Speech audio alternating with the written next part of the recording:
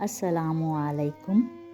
لفظوں کے دان نہیں ہوتے مگر یہ کاٹ لیتے ہیں۔ اشفاق احمد صاحب فرماتے ہیں، جو نکلی ہے خدا کی کھوج میں وہی زندگی ہے موج میں، واقعی میں ایسا ہے۔ اتنی عجیب ہے گناہوں کی جستجو اقبال، نماز بھی جلدی میں پڑھتے ہیں پھر سے گناہ کرنے کے لیے۔ یہ لبوں پہ اس کے کبھی بددعا نہیں ہوتی، بس ایک ماں ہے جو کبھی خفا نہیں ہوتی، واقعی میں، ورنہ تو زمانہ خفا ہی رہتا ہے۔ زمین کے جس ٹکڑے پر تم نماز پڑھتے ہو وہ حصہ تمہارے لیے گواہ بن کر جائے گا، یہ بھی سچ ہے۔ پڑوسی، اگر آپ کا پڑوسی دیوبندی، بریلوی، اہل حدیث، شیعہ، غیر مسلم یا کچھ اور ہے تو اس کا حساب وہ خود دے گا، لیکن اگر وہ بھوکا، تنگ دست اور پریشان ہے تو اس کا حساب آپ کو دینا ہوگا۔ محبت اللہ سے شروع ہو جائے تو ملاقات کی تڑپ فجر سے شروع ہوتی ہے اور تہجد پر ختم، واقعی میں جزاک اللہ۔ حیرت کی بات یہ ہے کہ ہر وہ شخص معافی مانگتا ہے جس نے دل دکھایا ہی نہ ہو، وہ لوگ کبھی معافی نہیں مانگتے جنہوں نے دل کے ٹکڑے کیے ہوں۔ اس کے لیے معذرت اگر کسی کو برا لگا ہو تو، اور ایسا ہی ہوتا ہے۔ کن، یقین کر کہ تیرے کن پہ مولا بڑی حسرتیں سنبھال کے رکھی ہیں۔ اگر دنیا میں تمہیں کبھی شدت سے غم ملے تو گھبرانا مت، میرے غم کو یاد کر لینا، تمہارے غموں کا وزن ہلکا ہو جائے گا۔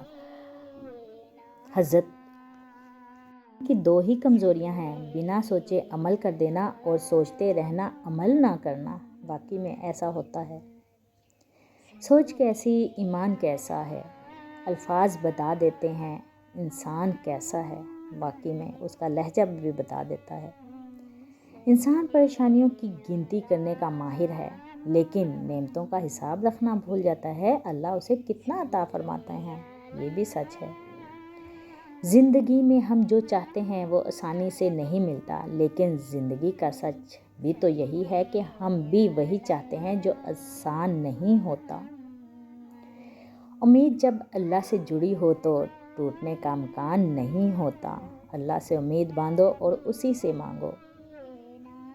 میں نے پوچھا، بابا جی حسد کیا ہے؟ کہنے لگے، رب کی تقسیم سے اختلاف رکھنا کہ اس کو زیادہ دیا ہے ہم کو کم۔ جنہیں یقین ہو مقدر لکھنے والے پہ، وہ انجام سے گھبرایا نہیں کرتے۔ بے شک، اور میرے اللہ نے میرا اس وقت ساتھ دیا جب چاروں طرف مجھے اپنی ہار نظر آ رہی تھی۔ اللہ ہمیشہ ساتھ دیتا ہے۔ اگر تمہاری ماں تمہارے غصے کی وجہ سے تم سے بات کرتے ہوئے ڈرتی ہے تو تم پر افسوس ہے، کیونکہ تم نے اپنے ہاتھوں سے اپنی مغفرت کا دروازہ بند کر دیا ہے۔ ہم دنیا سے الگ نہیں، ہماری دنیا ہی الگ ہے۔ آج کل کی جنریشن، میں نایاب الجھنوں کی کتاب ہوں، مجھے میرے سوا کوئی نہیں جانتا، یہ بھی آج کل کے نئے دور کے بچے بولتے ہیں۔ سب کچھ حاصل نہیں ہوتا زندگی میں، کاش اور کسی کا اگر رہ ہی جاتا ہے۔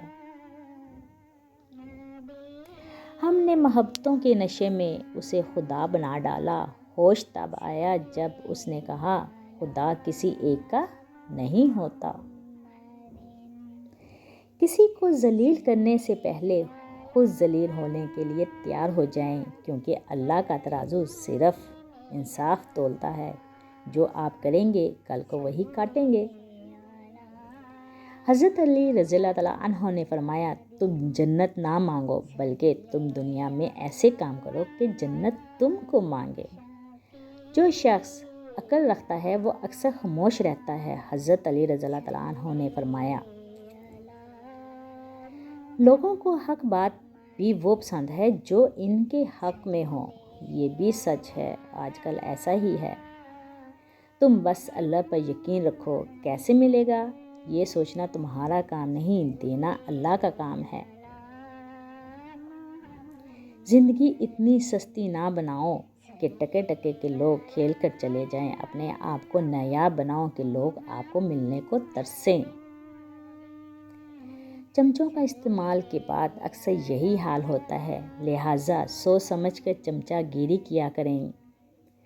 خواب ٹوٹے ہیں مگر حوصلے زندہ ہیں، ہم وہ ہیں جہاں مشکلیں شرمندہ ہیں، ڈٹ کر مقابلہ کریں مشکلوں کا۔ حضرت عمر فاروق رضی اللہ تعالیٰ عنہ نے فرمایا، جس نے رب کے لیے جھکنا سیکھ لیا وہی علم ہے، کیونکہ علم کی پہچان عاجزی ہے اور جاہل کی پہچان تکبر ہے۔ کہنے لگے کہ ہم کو تباہی کا غم نہیں، میں نے کہا وجہ تباہی تو یہی ہے، ہم لوگ ہیں عذاب الہی سے بے خبر، اے بے خبر عذاب الہی تو یہی ہے۔ بے شک مضبوط تو وہ ہے جو رونے کے بعد اپنے آپ کو خود سمجھائے کہ اللہ ہے نا، سب ٹھیک کر دے گا۔ میں بھی اکثر یہی بولتی ہوں جب مشکل میں ہوں، اللہ ہے نا۔ ڈگریاں تو تعلیم کے اخراجات کی رسید ہیں، علم وہی ہے جو کردار سے جھلکتا ہے، جیسا آپ کسی کے سامنے پیش آؤ گے وہ آپ کا کردار ہے۔ میں ہنستا ہوں تو خوش وہ بھی ہوتا ہے، تذکرہ آئینے کا کر رہا ہوں، انسان کا نہیں، انسان تو کبھی اپنا نہیں بنتا۔ حضرت علی رضی اللہ تعالیٰ عنہ نے فرمایا، تکلیف میں ہمیشہ صبر سے کام لیا کرو، کیونکہ سونے کو آگ سے آزمایا جاتا ہے اور مومن کو تکلیف سے۔ واقعی اخلاق اور ظرف کا امتحان تعلق کے خاتمے کے بعد شروع ہوتا ہے۔ بے شک حضرت علی رضی اللہ تعالیٰ عنہ نے فرمایا، مشکل وقت میں ہمیشہ دعا مانگا کرو، کیونکہ جہاں انسان کا حوصلہ ختم ہوتا ہے وہاں سے اللہ تعالیٰ کی رحمت شروع ہو جاتی ہے۔ پوچھا مشکل میں رہتا ہوں، کہا آسان کر ڈالو کہ جس کی چاہ زیادہ ہو وہی قربان کر ڈالو۔ اپنے آپ کو قربان کرو تو دیکھو سب ملے گا۔